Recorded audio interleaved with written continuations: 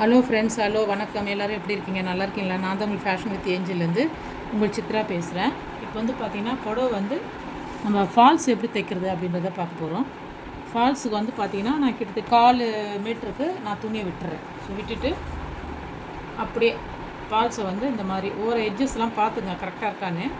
So அந்த இடம் அன்ஈவனாக இருக்குது, சரியில்லை, இது மாதிரிலாம் இருக்குது அப்படின்னா நீங்கள் என்ன பண்ணுங்கள், அப்படியே இதை டோட்டலாக அடி மடிச்சிடுங்க. மடிச்சுட்டு எனக்கு அப்படியே வரும் அப்படின்றவங்க அப்படியே அடிச்சிடுங்க.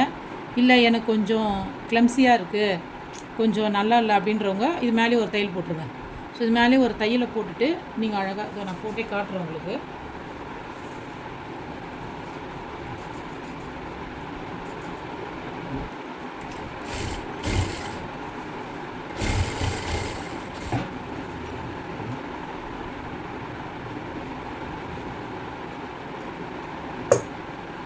ஸோ இந்த மாதிரி போட்டுருங்க. போட்டிங்கன்னா உங்களுக்கு வந்து பிரியாது. இது நம்ம இந்த சைடு தைக்கும்போது நம்ம இப்படி உள்ளே மடக்கி வச்சுக்கலாம். ஈஸியாக இருக்கும், உங்களுக்கு பிரிஞ்சு வராமல் இருக்கும். ஸோ இந்த மாதிரி போட்டுட்டு இப்போ ஒரு 1/4 மீட்டருக்கு தான் நான் வைக்கிறேன், கேப் விட்டு. அதே மாதிரி இங்கே தைக்கும்போது ஒரு நூல் அளவு விட்டுட்டு தைங்க. ஸோ ரொம்ப எஜ்ஜில் வைக்காதீங்க. நீங்கள் ஓரத்தில் வச்சிங்கன்னா என்ன ஆகும்னா புடவை கீழே நீங்கள் தைக்கும்போது ஃபால்ஸு கீழே இறங்கி வந்துடும். அப்போ வந்து பார்க்குறதுக்கு நல்லா இருக்காது. அதனால் எப்போவுமே கொஞ்சம் மேலே ஒரு 1/4 இன்ச்சு, ஏன்னா அந்த இடம் உங்களுக்கு ஒன்றும் மாட்டாது. அந்த இடம் கரைப்பக்கம் கொஞ்சம் திக்னஸாக தான் இருக்கும், சரிங்களா? அதனால் நீங்கள் அப்படியே வச்சு தைக்கலாம். பார்த்திங்கன்னா ஒரு 2 கோடு விட்டு, சரிங்களா? 1/4 இன்ச்சுக்கும் கம்மியாக அப்படியே வச்சு பொறுமையாக தைங்க, ஒன்றும் பதட்டம் இல்லாமல். ஸோ நீங்கள் எவ்வளோக்கு எவ்வளோ பால்ஸ் வந்து பொறுமையாக தைக்கிறீங்களோ அவ்வளோக்கு அவ்வளோ அழகாக வரும். அதே மாதிரி உங்களுக்கு பால்ஸ் மேலேயே ஒரு தையல் கொடுத்துருப்பாங்க, அது மேலேயே போட்டுங்க தையல். அது மேலேயே போட்டிங்கன்னா உங்களுக்கு பார்க்குறதுக்கு அழகாக இருக்கும், டபுள் தையலாக தெரியாது. ரொம்ப லூஸும் விடாதீங்க, டைட்டாகவும் பிடிச்சி இழுக்காதீங்க துணியை. அந்த மாதிரி பண்ணிங்கன்னா உங்களுக்கு வந்து ஃபால்ஸ் வந்து லூஸ் ஆகிடும். சாரி, கஸ்டமர் கொடுத்துருக்காங்க, 1900க்கு எடுத்திருக்காங்க. ஸோ ஆரம்பிக்க நல்லாயிருக்கு கலரு. இது பார்த்தீங்கன்னா ஒரு மாதிரி ஆரஞ்சும் ரெட்டும் கலந்தால் எப்படி இருக்கும், அந்த மாதிரி ரெண்டும் கலந்த மாதிரி அந்த ரெட்டு. ஸோ கீழே பார்டரில் பார்த்தீங்கன்னா ஆரஞ்சு வருது, சாரி ஃபுல்லாக வந்து ரெட்டு வருது, நல்லாயிருக்கு பாருங்க. நான் சாரி முந்தானி அடிக்கும்போது ரெட்டு போட்டேன் நூல், இப்போ பாருங்கள் ஆரஞ்சு போடுறேன். ஏன்னா பார்டர் வந்து ஆரஞ்சு கொடுத்துருக்காங்க. இந்த மாதிரி எந்த கலர் வருதோ நீங்கள் அந்த கலருக்கு தகுந்த மாதிரி த்ரெட்டு போட்டுக்கங்க. ஒரே த்ரெட்லேயே நம்ம நூல் சுற்றிட்டோம் அப்படின்னு சொல்லிட்டு அதே போட்டிங்கன்னா நல்லா இருக்காது. திரும்ப நமக்கு வேலை வந்துடும். மறுபடியும் கஸ்டமர் வந்து அது மட்டும் அந்த கலர் மட்டும் தனியாக தெரியுது, நீங்கள் எனக்கு பிரிச்சுட்டு தைச்சி கொடுங்க அப்படின்னு சொல்லுவாங்க. அதனால் கொஞ்சத்துக்கு நம்ம சோம்பேறித்தனப்படாமல் ஸோ அந்த ஒர்க்கு நம்ம கண்டிப்பாக முடிச்சு தான் ஆகணும். நம்ம வாங்குகிற காசுக்கு நம்ம கரெக்டாக வேலை செஞ்சுக்கணும்.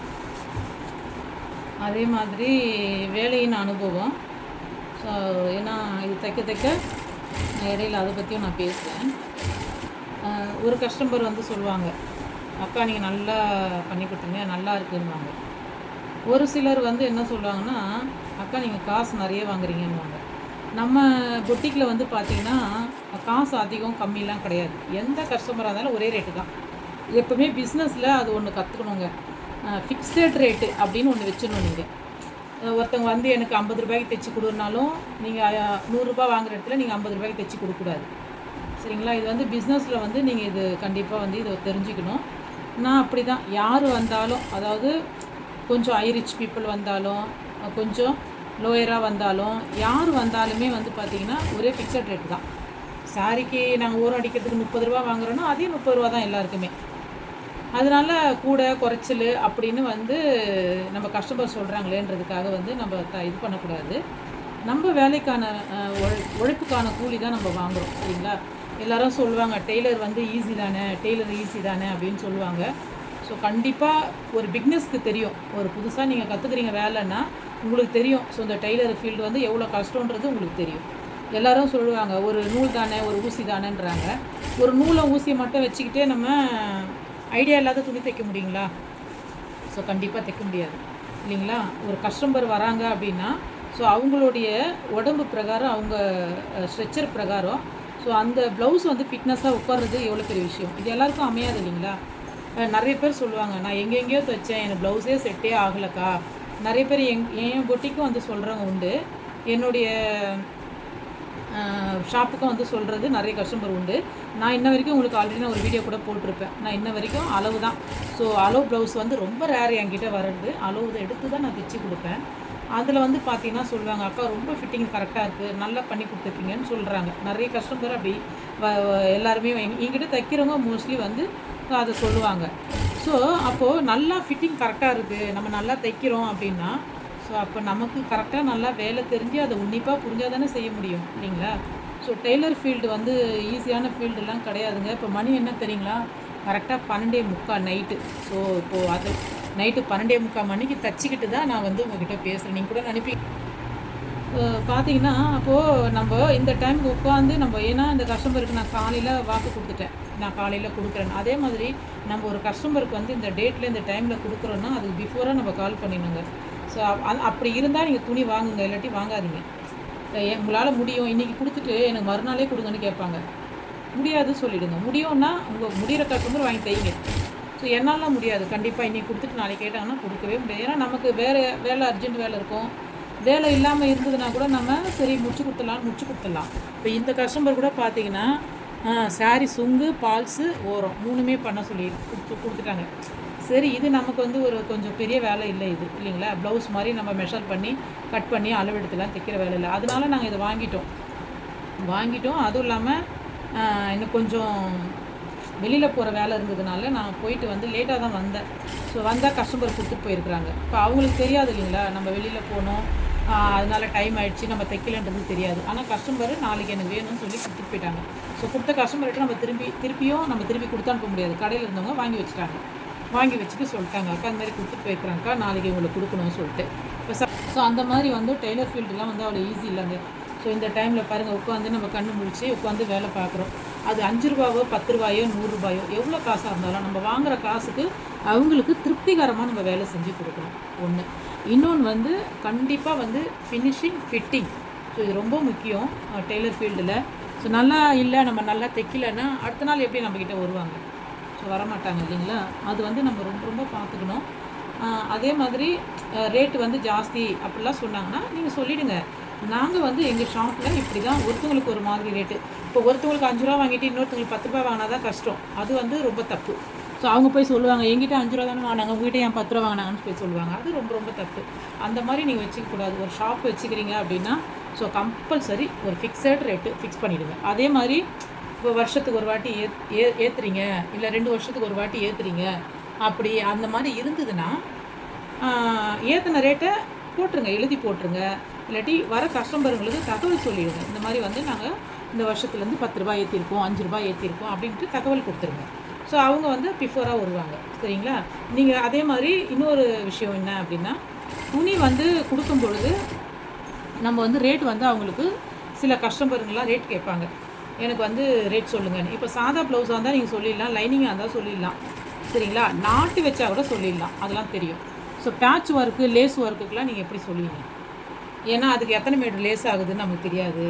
இன்னொன்று வந்து பேட்ச் ஒர்க்குக்கு வந்து என்னென்ன கலர் துணி வைக்க போகிறோன்னு தெரியாது. கேன்வாஸ் வச்சு தைக்கிறதா இருந்தால் கேன்வாஸ் எத்தனை மீட்டர் வைக்க போகிறோன்னு தெரியாது. ஸோ மெட்டீரியல் ப்ளஸ் ஒர்க்கு இல்லைங்களா? இதுக்கெல்லாம் நமக்கு வந்து ஏன்னா தைக்கும்போது தான் தெரியும். ஏன்னா அதாவது பாடியோடைய மெஷர்மெண்ட்டு பொறுத்து தெரியும். ஏன்னா சில பேர் 40 இருக்கலாம், 44 இருக்கலாம், 48 இருக்கலாம். அந்த மாதிரி இருக்கிறவங்களுக்குலாம் நம்ம எப்படி சொல்ல முடியும் எத்தனை மீட்டர் துணி ஆகுதுன்னு? ஸோ அது ரொம்ப கஷ்டம். நீங்களாக ஒரு ரேட்டை ஃபிக்ஸ் பண்ணி சொல்லிவிட்டு திரும்பவும் தச்சு முடிச்சதுக்கப்புறம் ஜாஸ்தி ரேட் வந்துச்சுன்னு வச்சுங்க, 2 மீட்ரு லேஸ் வர இடத்துல எனக்கு 2.5 மீட்ரு ஆயிடுச்சுன்னு சொன்னால் கஸ்டமர் கண்டிப்பாக ஒத்துக்க மாட்டாங்க. ஏன்னா நீங்கள் முதலே சொல்ல வேண்டியதானே, இது ஏன் நீங்கள் இவ்வளோ லேட்டாக சொல்கிறீங்க அப்படின்னு கேட்பாங்க. உண்டா இல்லையான்றது எனக்கு கமெண்ட் செக்ஷனில் சொல்லுங்கள். ஏன்னா இதெல்லாம் என்னுடைய அனுபவத்தில் தான் நான் உங்களுக்கு சொல்கிறேன். சரிங்களா? அப்படி இருக்கும்போது என்ன பண்ணணும் அப்படின்னா, லைனிங் ப்ளவுஸு சாதா ப்ளவுஸுக்கு நீங்கள் அது மட்டும் தைக்கிறாங்கன்னா ரேட் சொல்லிவிடுங்க. அது நமக்கு ஆல்மோஸ்ட் தெரியும். ரோப் வைக்கிறோன்னா ரோப்புக்கு வந்து 30 ரூபாயிலேருந்து 50 ரூபாய்க்குள்ளே வாங்குறாங்க, ரோப்பை பொறுத்து. இப்போ என்கிட்ட வர கஸ்டமர் வந்து பார்த்தீங்கன்னா சாரியில் இருக்கிற துணியிலே தைச்சிருங்கன்னு ப்ளவுஸ் துணியிலே ரோப்பு. ஸோ அந்த மாதிரி இருந்தால் கொஞ்சம் காசு நமக்கு கம்மியாக வரும். இல்லை எனக்கு ரெடிமேட் ரோப் வையின்னுவாங்க. அப்போ ரெடிமேட் ரோப் வைக்கணுன்னா கண்டிப்பாக அதுக்கு காசு கொடுத்து தான் நம்ம வாங்கணும் ரோப்பு இல்லைங்களா? ஸோ அந்த மாதிரி உள்ளதுக்கெலாம் நீங்கள் ஃபிக்ஸ் பண்ணிக்கோங்க. அதனால் நீங்கள் அது எப்படின்றது பார்த்து சொல்லுங்கள். ஆனால் பேட்ச் ஒர்க்கு லேஸ் ஒர்க்குக்கெலாம் வந்து சொல்லிவிடுங்க, உங்கள் நம்பர் கொடுத்துருப்போங்க, வாட்ஸ்அப் நம்பர் கொடுத்துருப்போங்க, நாங்கள் எவ்வளோ ஆகுதுன்றதை உங்களுக்கு மெசேஜ் பண்ணுறோம் அப்படின்னு சொல்லுங்கள். அப்படி இல்லைன்னா தச்சு முடித்ததுக்கப்புறம் உங்களுக்கு நாங்கள் சொல்கிறோன்னு சொல்லுங்கள். அப்படியும் இல்லை எங்களுக்கு இப்போயே தெரியணும் அப்படின்னா தோராயமாக, அதாவது இப்போ 500 ஆகுது ஒரு ப்ளவுஸ்க்குன்னு வச்சுக்கோங்களேன், ஒரு 500லேருந்து 700க்குள்ளே ஆகும்னு சொல்லிவிடுங்க. சொல்லிவிட்டு நம்ம வந்து ஜாஸ்தி சொல்லிவிட்டு கம்மியாக வாங்கினோம்னா அவங்க சந்தோஷப்படுவாங்க. நீங்கள் கம்மியாக சொல்லிவிட்டு ஜாஸ்தி வாங்கினீங்கன்னா கண்டிப்பாக எந்த கஸ்டமரும் இது பண்ண மாட்டாங்க. அதனால் இந்த ரேட்லேருந்து இந்த ரேட்டுக்குள்ளே வரும் அப்படின்னு சொல்லிடுங்க. இது எனக்கு இதே மாதிரி ஒரு கஸ்டமருக்கு நடந்தது. அவங்க என்ன பண்ணிட்டாங்க, 3 டாட்டு பிரின்சஸ் வந்து வைக்க சொன்னாங்க. ஸோ நானும் வந்து 3 டாட் வந்து பிரின்சஸ் வந்து நான் அவங்களுக்கு தைச்சிட்டேன். ஸோ ப்ளஸ் வந்து அவங்க என்ன பண்ணிட்டாங்க, கேன்வாஸு வித்து வந்து லேஸ் ஒர்க்கு கேட்டாங்க. கைக்கு தான் அவங்களுக்கு ஒர்க் இருக்கும், ஸோ நெக்குக்கு வந்து ஒர்க் இருக்காது. அப்போ அவங்க என்ன பண்ணிட்டாங்க, எனக்கு லேஸ் வைங்க சொல்லிட்டாங்க. அவங்களுக்கு வந்து பார்த்திங்கன்னா 44 சைஸு. அப்போ பாருங்கள் 44, கழுத்தும் நல்லா ப்ராடாக வேணும்னு சொல்லிட்டாங்க. நல்ல பெரிய பாவாக எனக்கு கொடுக்கணும் அப்படின்னு சொன்னாங்க. ஸோ அப்போ அவங்களுக்கு தைக்கும்போது கிட்டத்தட்ட லேஸே வந்து 1.5லேருந்து 2 மீட்டர் ஆயிடுச்சு. அப்போது இவ்வளவும் அவங்க எப்படின்னா அளவெடுக்கும்போது எனக்கு இவ்வளவும் சொல்கிறாங்க. அப்போ நான் சொல்லிட்டேன், பிரின்சஸ்க்குன்னா இவ்வளோ ஆகும் ரேட்டு, நீங்கள் சொல்கிற லேஸ் ஒர்க்குக்கு அதுக்கெல்லாம் வந்து எக்ஸ்ட்ரா வரும், அது எவ்வளோ ஆகுன்றதை நான் முடிச்சதுக்கப்புறம் சொல்கிறேன். ஆனால் பிரின்சஸ்க்கான ரேட்டு மட்டும் சொல்லிட்டோம். ஸோ பிரின்சஸ்க்கு மட்டும்னா இவ்வளோ ஆகும், இதுக்கெலாம் வந்து நான் எவ்வளோ ஆகுன்றதை சொல்கிறேன்னு சொன்னேன். அப்புறம் சரிக்கா அப்படி சொல்லிட்டாங்க. அதே மாதிரி நாங்கள் தைச்சி முடித்தோடனே அவங்களுக்கு வாட்ஸ்அப்பில் ஒரு மெசேஜ் அனுப்பிச்சிடுவோம். இந்த மாதிரி லேஸு தனித்தனியாக எழுதிடுவேன். நான் எப்போவுமே வந்து கணக்கு எழுதணுன்னா, ஸோ பிரின்சஸ் ப்ளவுஸ்க்கு இவ்வளோ ரேட்டு, ஸோ நாட்டு வச்சிங்கன்னா அதுக்கு இவ்வளோ ரேட்டு, ப்ளஸ் வந்து லேஸுக்கு இவ்வளோ ரேட்டு, லேஸ் ஒர்க்குக்கு நம்ம தைக்கிறோம் இல்லைங்களா, ஸ்டிச்சிங் சார்ஜஸ், தையல் கூலி, ஸோ அதுக்கு வந்து லேஸ் வைக்கிறதுக்கு இவ்வளோ காசு அப்படின்னு சொல்லிட்டு மொத்தமாக நாங்கள் வாட்ஸ்அப்பில் எழுதி அனுப்பிடுவோம். ஸோ அவங்களுக்கும் பார்க்கும்போது தனித்தனியாக அவங்க பார்க்கும்போது அவங்களுக்கும் ஒரு திருப்தி இருக்கும். தனித்தனியாக பார்க்கும்போது இருக்கும், நம்ம எல்லாம் ஒட்டு மொத்தமாக எழுதணும்னு வச்சிங்களேன், அவ்வளோ காசா அப்படின்வாங்க. ஸோ நீங்கள் தனித்தனியாக எழுதும்போது அப்போ அவங்களும் கடைக்கு போகிறவங்க வாங்குறவங்க தானே, ஸோ கன்ஃபார்மாக வந்து தெரியும் அவங்களுக்கு, ஆமாம் இவ்வளோ ரேட் இருக்கும் தான் இது அப்படின்னு தெரியும். சரிங்களா, எப்பவுமே அந்த மாதிரி வந்து பண்ணுங்கள். இது பாருங்கள், இப்போது ஃபால்ஸ் பாருங்கள் இவ்வளோ அழகாக, நமக்கு சுருக்கம் இல்லாமல் இவ்வளோ அழகாக வந்துருக்கு பாருங்கள். ஸோ இந்த மாதிரி தான் வந்து நீங்கள் வந்து ஃபால்ஸ் வைக்கணும். இப்போ பார்த்தீங்கன்னா தெரியும், நம்ம ஒரு நூல் அளவுக்கு விட்டுட்டு தான் ஓரத்தில் வச்சுருக்கோம். பார்த்தீங்கன்னா பாருங்கள் எவ்வளோ சூப்பராக இருக்குது. அதே மாதிரி பட்டு சாரியாக இருந்தால் கஸ்டமருங்களுக்கு வந்து சொல்லிவிடுங்க, இந்த மாதிரி வந்து பட்டு சாரிக்கு கம்பல்சரி ஃபால்ஸ் வைக்கணும்னு சொல்லிவிடுங்க. நம்ம காசுக்காக கிடையாதுங்க. ஏன்னா இப்போ அவங்க கொலுசு போடுவாங்க, இல்லை எதுலன்னா சாரி வந்து போகிறதுல மாட்டிக்கிச்சின்னு வச்சிங்களேன், ஒரு பைக்கில் போகிறாங்க, அந்த மாதிரி இருந்தால் கம்பியில் மாட்டுச்சுன்னா கிழிஞ்சிரும். ஏன்னா ஜரி இருக்குது இல்லைங்களா, ஸோ அதில் வந்து ஆகிடும். அதனால் அவங்ககிட்ட சொல்லுங்கள், இது வந்து நம்ம ஃபால்ஸு தைக்கிறதுனால நமக்கு எக்ஸ்ட்ரா காசு வரும் அப்படிலாம் கிடையாது. இப்போ நீங்கள் சொல்ல வேண்டியதாக சொல்லிவிடுங்க. அவங்க அதையும் மீறி வேண்டாம் சொல்லிட்டாங்கன்னா விட்டுருங்க. ஆனால் நீங்கள் அப்புறம் ஏன் தெரியுங்களா, அவங்க சொல்லுவாங்க, உங்களுக்கு தான் தெரியும் இல்லைங்க, எனக்கு தெரியாது இல்லை, நீங்கள் சொன்னீங்கன்னா நான் ஃபால்ஸ் வச்சுருப்பேனே அப்படின்னாங்க. அதனால் நீங்கள் சொல்ல வேண்டியதாக சொல்லுங்கள், ஒத்துக்கிட்டு சரி ஓகே எனக்கு பண்ணி கொடுங்கன்ற கஸ்டமருக்கு தைச்சி கொடுங்க. பாருங்கள் நமக்கு இந்த இடம் தான் கணக்கு. ஏன்னா இந்த இடம் நீங்கள் எவ்வளோ, இந்த இடம் இங்கே எவ்வளோ கரெக்டாக தைக்கிறீங்களோ, ஸோ அதே இடத்துல தான் நீங்கள் இங்கேயும் தைக்கணும். அப்போ அந்த இடம் வந்து நீங்கள் இந்த இடம் வந்து கிராஸ் வரும்போது உங்களுக்கு இந்த பக்கமும் கிராஸ் வந்துடும். அதனால தான் நீங்கள் அந்த மாதிரி ஒரு மடிச்சுட்டு இதை நல்லா உள்ள இந்த எட்ஜஸ் தெரியாத அளவுக்கு த்ரெட் இருந்ததுன்னா கட் பண்ணிவிடுங்க. நான் எப்போவுமே எனக்கு ஒரு தைக்கும்போது ஒரு பழக்கங்க, எனக்கு இந்த நூல் மட்டும் பிசாக இருக்கவே கூடாது. அது இருந்ததுன்னா நான் கம்பல்சரி அதை கட் பண்ணிவிட்டு தைச்சாதான் எனக்கு தைச்ச மாதிரி இருக்கும். இது எத்தனை பேருக்கு இந்த ஹேபிட் இருக்குதுன்னு தெரியல. ஸோ அதனால எனக்கு இந்த த்ரெட்டு மட்டும் வரக்கூடாது, அது எனக்கு ஒரு மாதிரி கிளம்ஸியாக இருக்க மாதிரி இருக்கும்.